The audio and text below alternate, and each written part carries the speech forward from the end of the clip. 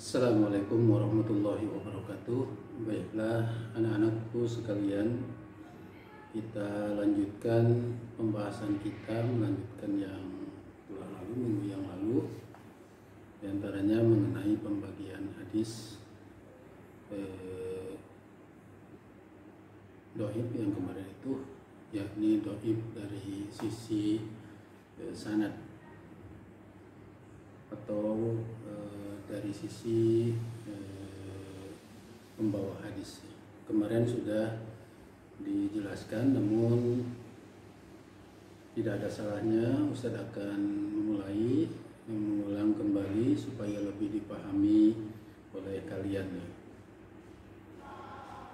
Nanti ini sebagai rekaman, kalian harus dipahami supaya nanti lebih bisa diulang-ulang oleh kalian. Baiklah, kita mulai pelajaran ini, dan nanti rekaman ini supaya disimpan, karena diantara nanti ulangan penilaian akhir tahun salah satunya adalah dari yang pernah Ustaz jelaskan ini. Oke. Baiklah, kita mulai. Bahwa kemarin kita sudah menjelaskan tentang hadis dhaif dari gugur atau putus dari sanadnya. Kita tahu bahwa ada istilah rawi, ada istilah sanad. Menghitungnya sekali lagi, sanad itu jalan hadis, jalan dari muhorij, ini Muslim, untuk mendapatkan kalimat sabda Rasulullah atau matan, ini matan hadis, isi hadis ini.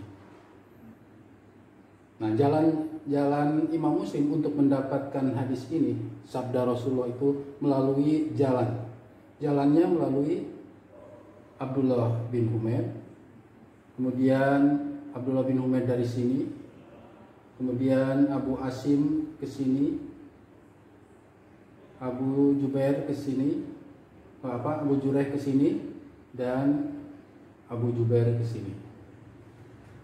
Inilah yang disebut dengan sanad, jalan dari Imam Muslim untuk mendapatkan sabda Rasulullah. Siapa rawi pertama yang meriwayatkan sabda Rasulullah atau matan hadis ini adalah sahabat ini. Ya. Ini sahabat, maka ini rawi pertama, periwayat pertama dari Nabi, dari sumber utama. Sahabat meriwayatkan ke tabi'in. Jadi rawi itu sahabat, umpamanya nih Jabir, rawi pertama, rawi kedua Abu Jubair, rawi ketiga Abu Jurayh, rawi keempat Abu Asim, rawi kelima Abu Humaid, dan ini periwayat terakhir muhorij. Muhorij itu pengeluar hadis. Yang ada adalah Sahih Muslim namanya, ya. Kalau sanad dari sini, sanad Imam Muslim itu, jalan Imam Muslim itu melalui ini. Jadi kalau kita sudah mengetahui, nanti putus di awal sanad. Di antaranya adalah hadis mu'allaq, yaitu putus di awal sanad. Nah, putus di awal, berarti sanad pertama ini. Ternyata ini tidak ada hadis ini, ya, tidak meriwayatkan ini Abdullah itu. Umpamanya ini kan hadisnya hadis sahih, ya. Ini umpama saja.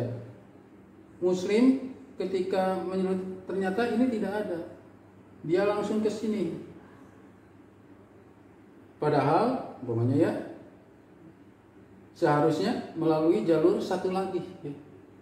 Ini tidak ada, berarti ini putus di awal sanad. Nah, putus di awal sanad ini disebut dengan hadis mu'allaq. Ya, mu'allaq itu ngegantung. Ini langsung ke sini. Yang lainnya tidak ada. Tangga yang lainnya tidak ada, yaitu yang sanad pertama ini. Itu yang disebut dengan hadis mu'allaq. Kemudian hadis mursal. Nah, kalau hadis mursal sanad yang terakhir tidak ada. Nih sahabat. Pokoknya ini kan hadis sahih sekali lagi ya. Ini tabi'in langsung ke sini. Tapi tetap qala Rasulullah sallallahu alaihi wasallam. Padahal tabi'in itu kan tidak bertemu dengan Nabi. Akhirnya ini ada sanad yang terputus, yaitu sahabat. Karena sanad yang terakhir, maka ini disebut dengan mursal. Cuma menurut para ahli hadis, mursal itu adalah ada juga yang disebut dengan mursal jali, ya, jelas itu ketahuan. Ada mursal sahabi dan mursal khafi. Kalau mursal sahabi, umpamanya ini di sahabat itu ada yang terputus. Umpamanya ada sahabat di sini adalah Abdullah bin Umar.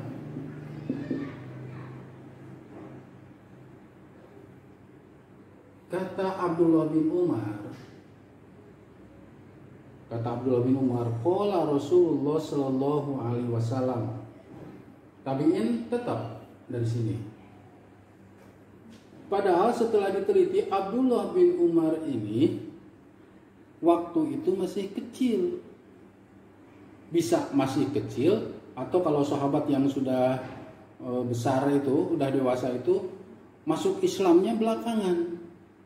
Tapi dia mengatakan qala Rasulullah sallallahu alaihi wasallam. Padahal Abdullah bin Amr itu nerimanya bawahnya ya dari Anas bin Malik. Tapi Ibnu Umar langsung qala Rasulullah. Nah, inilah yang disebut mursal sahabi. Menurut para ahli hadis, mursal sahabi itu boleh digunakan karena para ahli muhadis sebagian atau hampir seluruhnya mengatakan bahwa setiap sahabat atau seluruh sahabat adalah adil, jadi boleh diambil ya. Kan salah satu syarat hadis itu kan kemarin sudah dijelaskan dan tinggal ditanya ya adalahnya itu ya kepada yang mengajar ilmu hadis atau mustalah hadis ya. Nah, ini langsung sih, padahal ini dari Anas. Contoh umpamanya ya, hadis mursal sahabi itu tentang yang tidak wajib Jumat ya. Yani hadis yang dari Thariq bin Syihab. Padahal Thariq bin Syihab itu tidak pernah mendengar Rasulullah Sallallahu Alaihi Wasallam. Dia mendengar itu dari sahabat yang lain, tapi beliau mengatakan qala Rasulullah Sallallahu Alaihi Wasallam, al jum'atu haqqun wajibun ala kulli muslimin fi jama'atin illa, dan seterusnya. Nah, itu disebut mursal sahabi. Kalau mursal jali nampak kayak tadi. Tabi'in langsung menerima langsung qala Rasulullah. Kan ada yang terputus sahabat. Sahabat ini adalah sanad, kalau dari sini sanad terakhir. Maka itu disebut mursal. Ini cuma mengulang kemarin ya, supaya lebih jelas lagi. Kemudian yang ketiga adalah mu'dhal. Putus dua sanad secara berurutan, baik itu di akhir sanad atau di awal sanad. Pokoknya ini tidak ada nih dua berurutan. Ini langsung ke sini. Padahal jauh zamannya. Nah, ini karena ini Karena ini terputus, maka ini disebut dengan hadis mu'dhal ya. Karena putus dua sanad secara berurutan. Atau ini tidak ada dua berurutan kan? Atau ini ya dua berurutan. Ini langsung ke sini. Atau ini langsung ke sini. Atau ini langsung ke sini. Pokoknya dua yang berurutan, baik di awal sanad, di tengah sanad, atau di akhir sanad. Itu yang disebut dengan hadis mu'dhal. Kemudian kalau hadis munqati, hadis yang putus secara tidak berurutan sanadnya itu. Umpamanya ini tidak ada, ini tidak ada, atau umpamanya ini tidak ada, ini tidak ada, kan putus dua ya, atau lebih, apalagi lebih ya, dua saja itu disebut munqati, tapi tidak berurutan. Kalau yang berurutan disebut dengan hadis mufdal, kalau tidak berurutan disebut hadis munqati. Hadis mudalas artinya adalah hadis yang sanadnya tersembunyi. Begini, sebagai sebuah contoh saja, umpamanya ini kan sekali lagi ini hadis sahih ya, sanadnya semua sahih. Al muslimu man salimal muslimuna min lisanihi wa yadihi, ini hadis sahih. Umpamanya Abu Jureh dengan Abu Jubair memang sejaman, pernah bertemu, tapi sebetulnya Abu Jubair ini tidak pernah meriwayatkan. Memang sejaman, pernah bertemu, tapi tidak pernah meriwayatkan kepada ini. Kan samar ya, ketemu ya ketemu, tapi kata para alim ini tidak pernah meriwayatkan. Maka ini disebut hadis hadis mudalas. Kita lanjutkan kepada hadis dhaif dari sisi rawi. Dari sisi rawi. Kalau tadi kan sisi sanad dari ini jalan ya, jalan hadis, makanya dari sini awal sanad itu ini jalan hadis, jalan menuju ini. Nah sekarang dari sisi periwayat, periwayat itu orangnya yang meriwayatkan. Nah di antaranya adalah dari sisi adalah itu masalah akhlak, kebiasaan. Yang pertama yang disebut hadis maudhu, hadis maudhu, hadis palsu. Ya.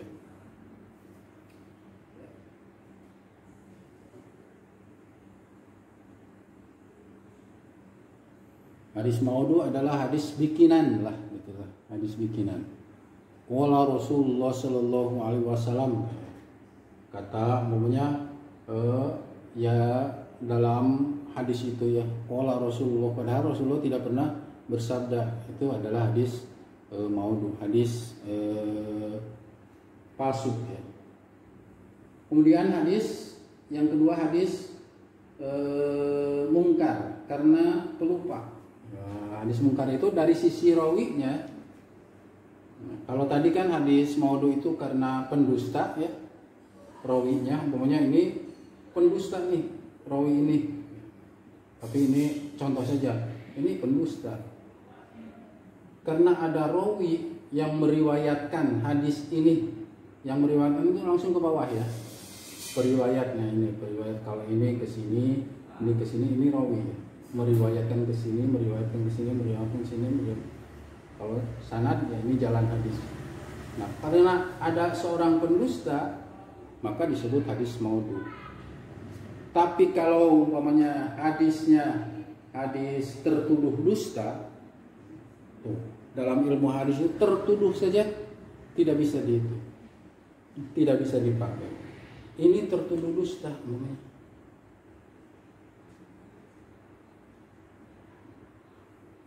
Maka hadis ini disebut hadis, pokoknya yang rawi ini ya, yang bertalian dengan rawi ini, kalau sahabat hampir semua sepakat bahwa adalahnya itu bisa dipercaya kalau sudah sahabatnya. Nah rawi pelupa ya, ini suka lupa, umpamanya itu disebut hadis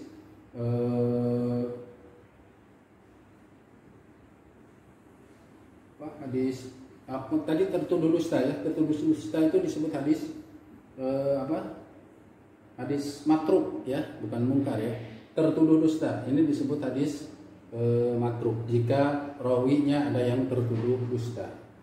Tapi kalau suka berbuat fasik ya, maka rawi-rawi ini ya, rawi ini namanya suka berbuat fasik, itu disebut hadis mungkar. Hadis mungkar. Kemudian ada juga karena rawinya tak dikenal, maka disebut hadis majhul. Rawi ini sama sekali tidak dikenal, tidak ada dalam rawi-rawi hadis yang lain. Oh, ujuk-ujuk ada ya dalam suatu hadis, maka itu disebut hadis majhul karena rawinya tidak dikenal. Kemudian yang selanjutnya adalah hadis mungkar ya. Tadi yang tertuduh dosa itu hadis matruk ya, salah Ustaz tadi ya. Kemudian yang ahli bid'ah suka melaksanakan perbuatan-perbuatan yang tidak dicontohkan, baik itu menambah atau mengurangi ya. Nah, kalau itu sudah dilakukan oleh perawi ya, maka karena suka melakukan bid'ah itu disebut hadis mungkar ya. Hadis mungkar. Jadi dari sisi rawi ini ya. Sekali lagi rawi itu ke bawah dari atas. Kalau sanad jalur hadis atau jalan menuju ini sabda Rasulullah ya. Itu disebut hadis mungkar jika rawinya, periwayatnya melakukan perbuatan-perbuatan yang melanggar, yang tidak dilakukan oleh Rasulullah SAW. Kemudian dari sisi hafalan, kalau tadi dari sisi adalah dari sisi katakanlah kebiasaan akhlak, kalau ini dari sisi adalah dari sisi hafalan, dobat. Kan salah satu syarat hadis sahih itu mesti kuat hafalan ya, dobat ya. Nah ini dari sisi hafalannya, umpamanya rawinya banyak salah, banyak kesalahan-kesalahan. Umpamanya ini banyak melakukan kesalahan-kesalahan dalam periwayatan hadis ya. Seharusnya umpamanya al-muslimu umpamanya ya diganti al-mu'minu. Ini juga disebut kesalahan dalam periwayatan, padahal dari sini umpamanya para sahabat meriwayatkan al-muslimu man salimal muslimuna min lisanihi wa yadihi. Begitu juga ini. Tapi ketika di sini ada yang dirubah ya. Karena ya rawi tersebut bahwanya banyak salah meriwayatkan. Banyak salah meriwayatkan. Itu disebut dengan hadis mungkar juga. Jadi mungkar itu yang melakukan perbuatan-perbuatan katakanlah menyalahi sunnah seperti bid'ah. Juga hadis mungkar itu karena dia orang yang banyak salah. Begitu juga ketika meriwayatkan hadis yang lain, ini kok salah mulu. Umpamanya ya. Nah ini juga disebut hadis mungkar. Kemudian pelupa. Nah, pelupa. Rawi ini pelupa, ini suka lupa. Ini juga disebut hadis mungkar ya, karena rawinya pelupa. Ntar ya, apa ya? Oh iya, kalau tak salah. Nah kalau tak salah itu lupa namanya ya. Kalau tak salah, nah namanya ini meriwayatkan, ternyata dilihat dari yang lain nggak ada itu kalimat itu ya. Nah ini berarti orangnya pelupa. Kalau sudah dicap pelupa maka disebut hadis mungkar ya, hadis mungkar. Dari sisi rawi ya, dari sisi orangnya ini, rawi periwayat dia pelupa maka disebut hadis mungkar. Kemudian masih dari hafalan, yakni hadis atau rawi yang salah sangka. Salah sangka. Salah sangka itu umpamanya dari sisi matan lah. disangkanya pokoknya ini adalah periwayat ini atau hadis ini adalah bukan ucapan Rasulullah Shallallahu Alaihi Wasallam, bukan ucapan Rasulullah Shallallahu Alaihi Wasallam. Dia menyangkanya begitu karena Rasulullah ternyata ketika dalam rawi yang lain atau dalam hadis yang lain ada kalimat sabda Rasulullah, berarti dia sudah salah sangka. Kalau sudah begitu maka ini dicap rawi ini sudah melakukan salah sangka. Kemudian yang selanjutnya adalah kalau yang salah sangka itu disebut hadis mu'allal ya.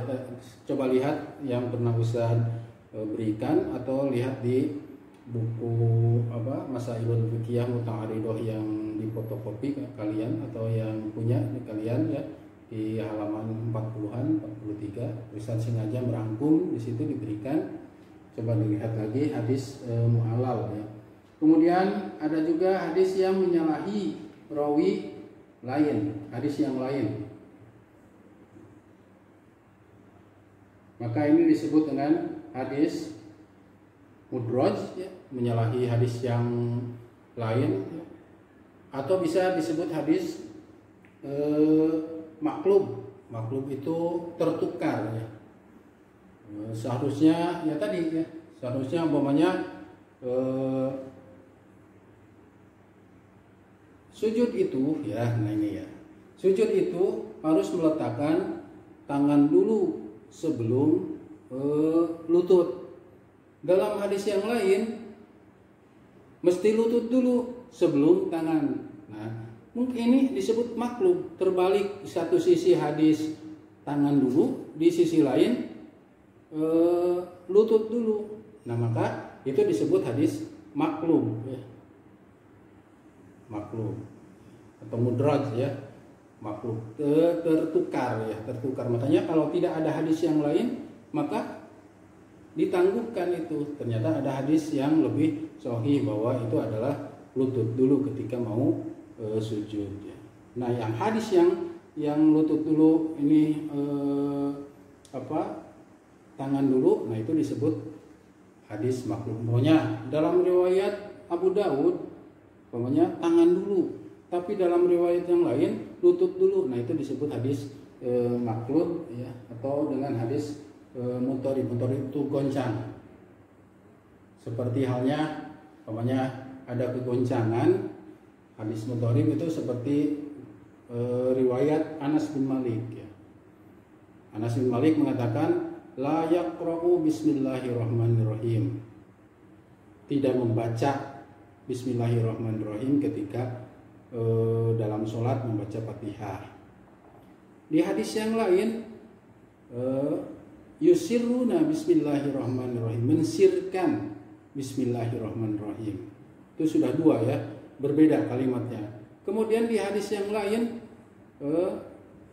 la yajharu bismillahirrahmanirrahim, tidak menjaharkan, atau yusirruna bismillahirrahmanirrahim. Itu goncang antara ucapan Anas yang satu dengan ucapan Anas yang lain, itu disebut dengan mudharib.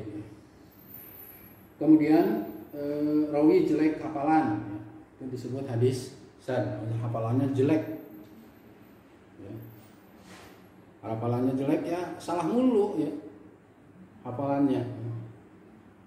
Dari umpamanya hadis mengenai hadis-hadisnya ya, ternyata ini hafalannya jelek, dikenal dengan hafalan yang riwayat rawi ini, maka itu disebut hadis sad. Itu merupakan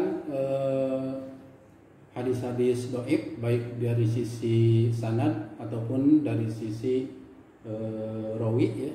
Sanad itu terputus atau bersambungnya jalan hadis. Kalau rawi lebih bersifat kepada pribadi yang meriwayatkan, keadaan pribadi yang meriwayatkan, apakah ini kuat hafalan, pelupa, atau pernah berdusta, atau sering berdusta, atau pendusta ya.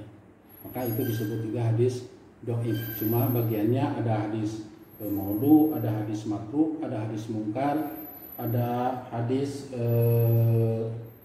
mu'dol, ada hadis mudorib, ada hadis mudroj, ada hadis makruh. Itu barangkali yang perlu Ustadz sampaikan berkalian dengan hadis dhaif. Tinggal kita lanjutkan mengenai hukum beramal dengan hadis yang dhaif.